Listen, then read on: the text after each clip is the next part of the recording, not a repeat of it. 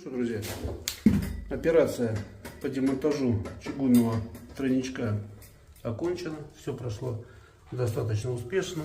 Правда, с нижнего этажа, как обычно, прибежала соседка, грозилась подать в суд во все инспекции, какие только можно, вот, лишь бы ей включили воду, холодную, горячую. Ну, это нормально, это хорошо.